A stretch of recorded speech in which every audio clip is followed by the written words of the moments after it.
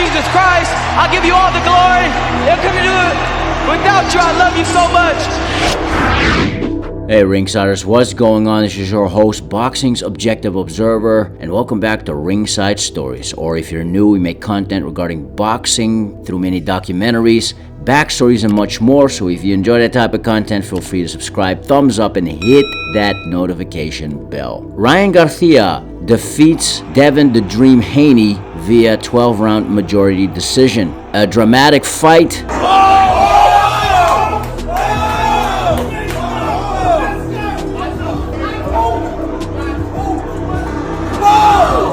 A lot to talk about, so let's get it right in. Now, Devin Haney got exposed. This fight against his old amateur rival Ryan Garcia showed how susceptible Haney is to good shots. Now, we all knew Devin Haney didn't possess the strongest chin even at 135. We saw back in 2021 against Jorge Linares. Oh, he was wobbling. Devin Haney wobbles back to his corner and wait. In over 30 fights, Devin Haney was undefeated, and that's credit to Devin Haney himself. His defense was really good so far, but he also faced certain opponents that weren't able to do what Ryan Garcia was able to do. Legs are shot, the confidence is gone on Devin Haney. One more knockdown. His last 4 fights, for example, were against George Kambosos Jr. for the undisputed title at lightweight twice, Vasil Lomachenko, although many think Haney lost that fight, including yours truly, and recently against two-time world champion Regis Prograis, who he dropped en route to complete shutout, winning Haney a world title in a second weight class. Now, especially Kambosos Jr. and Prograis, Devin Haney had a height advantage over and also a stylistic advantage. Against Ryan Garcia, Devin Haney did not possess these advantages. And on top of that, Ryan Garcia came in big. I mean, he looked like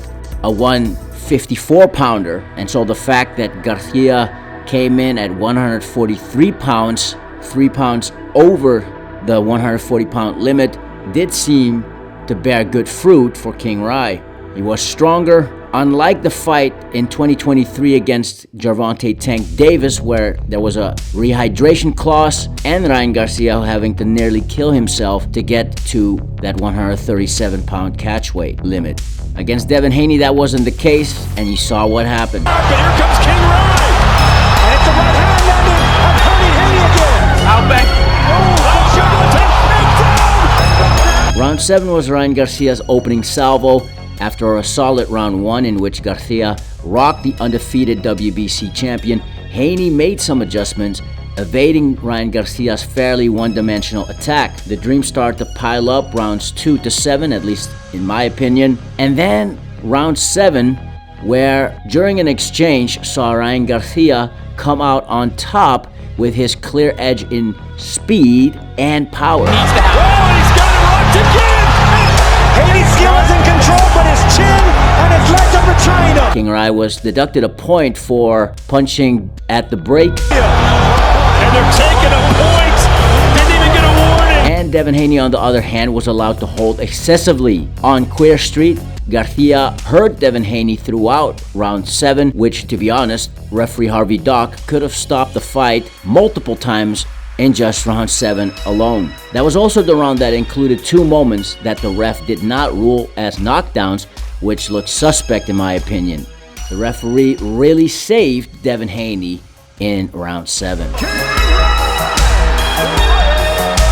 Even though Ryan Garcia won this fight by majority decision, because he missed weight, he was not eligible to win Devin Haney's 140-pound WBC world title. And so though he's still not a world champion, Ryan Garcia definitely recorded his best win as a professional so far. He got the prestige, especially with the build-up in which Ryan Garcia pulled everything out of his bag to get some sort of psychological edge over the former undefeated 2-weight world champion. Hey, enough of that funny business. We got to fight tomorrow, man. And also, this was a big W for 2017 and 2020 Trainer of the Year Derek James. 2023 saw James's top fighters Errol Spence Jr. at 147 lose badly against Terence Crawford for the undisputed welterweight championship of the world, and months later, former undisputed world champion at 154, Jermell Charlo, getting beat up, not as bad as Errol Spence Jr., suffering his second professional defeat at the hands of Saul Canelo Alvarez.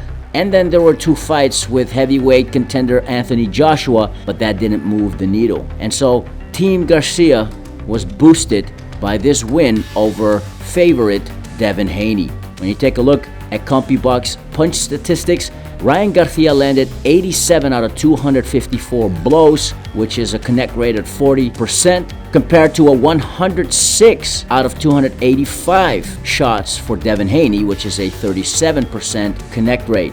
And even though percentage-wise these statistics look really close, the disparity in power shots made all the difference, with Garcia landing more than twice as many, 95 shots, versus Devin Haney at 45. First and foremost, I want to thank Jesus Christ, the King of Kings, Lord of Lords. All glory to Him.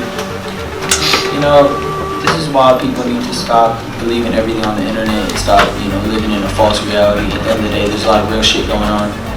The last thing you should worry about is a kid acting crazy on the internet. Real shit is going on in the world. Open your eyes. Kids being hurt, nobody caring. Everybody looking at it like, oh, he's just crazy, it's a conspiracy, it's this, it's that. At the end of the day, that shit was real. And I out there put that my reputation on the line, had everybody thinking I was crazy. At the end of the day, who's the crazy one now? Now, is a rematch warranted? Devin Haney got exposed, and now Ryan Garcia leads the Haney rivalry 4-3. But he can't make 140 pounds anymore, and we don't know if the world needs another frantic build-up that King Rai presented leading up to Devin Haney versus Ryan Garcia. As for the former champ, Devin Haney got beat up so bad he needs to do some soul searching, and hopefully him and his dad Bill Haney will eat their fair share of humble pie. And like I said before, I'm doubling down on it. If he dies, he dies. Scar said he's a good fighter, and that's what it is. We want a rematch. He got hit with a shot early, and I don't think that he naturally kind of recovered from it. It didn't swing our way, but Eddie Hearn has a draw in the fight. How'd you score it? I like when Dev is more dominant, man. You know what I'm saying? I don't like no fight that close. Looking at the 140-pound division, it is stacked. Newly crowned WBA world champion Isaac Cruz is rumored to return to the ring in August of 2024, maybe a unification fight with IBF world champion Subriel Matias. Stylistically, I think both these guys are a nightmare for Devin Haney, especially Subriel Matias, who all of his wins ended in a stoppage or knockout. A fight with Teofimo Lopez, the WBO world champion at 140, isn't much of interest, I would suggest right now, but who knows? Bill Haney and Teofimo Lopez Sr. are 2 of the biggest trash talkers, even though they're not fighting themselves. And there's a history that leads all the way back to the 135-pound division when Teofimo Lopez and Devin Haney held all of the 4 titles. But to me, it's back to the drawing board for Team Haney, who have made entertaining fights, and Devin Haney, who has shown willingness to take on tough fights, especially in the last 5 fights, willing to travel, and always professionally making the weight. But me personally, I think Devin Haney needs to rebuild. He is still young. The question is, how will he come back? Yeah, he called me early when I was sleeping on it. He caught me by surprise. I fell asleep on the left hook. We trained for it, but I got in there and I fell asleep. And he caught me with it. The first time I wasn't really that hurt. I was more surprised. Like I said, he went in there, he jumped on me, just like he knew he would, but I was just sleeping. Ryan Garcia, on the other hand, may move up to 147. What about a rematch with Gervonta Tank Davis as a catchweight? I mean, this win over Devin Haney made the Tank Davis win over Ryan Garcia in 2023 look even better, even though that was at a catchweight, which we all know, making weight took a lot out of Ryan Garcia even before the fight began. The public perception of Haney versus Garcia is that King Rai rose to the occasion, delivered in spectacular fashion. He is a draw, even though he is a flawed fighter, showing technical deficiencies, especially on the defensive end. And on the offensive side, he's a bit of a one-trick pony, which he would need a bit more if he would want to successfully test the waters at 147 against the likes of Jaron Boots Ennis, the current IBF world champion.